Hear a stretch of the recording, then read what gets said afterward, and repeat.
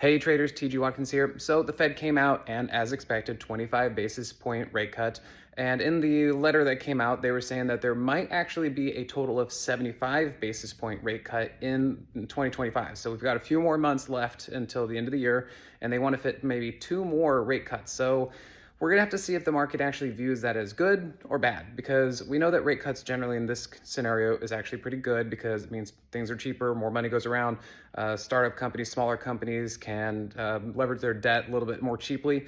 But if the Fed is going to be cutting rates more aggressively, does that mean that the economy is actually not doing that great? And then that actually is like bad news is bad news. So right now, the market amazingly is basically unchanged. After the FOMC, we got a little bit of a dip and then it bought right back up. And from a technical standpoint, that actually works out pretty well because like the SPX basically just dipped down to its hourly 50 into its daily 8 EMA. That seems very normal, a very reasonable pullback. We'll have to see what happens for the rest of the week. We do have triple witching coming up on Friday, so that could add some craziness out there. But for the most part, this market's good. This market's strong. And in fact, I just made a video. If you guys want to check out the other links that I have, one of my accounts just hit $500,000 yesterday.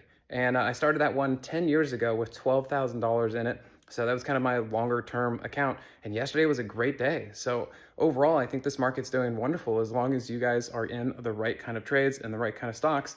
And generally speaking, other than some little noise or turbulence right now, rate cuts should be good. So keep going. Let's stay bullish. Watch out for little dips along the way, and hopefully they get bought back up, and we'll have a strong run into the end of the year. All right, guys, we'll see you at the next one.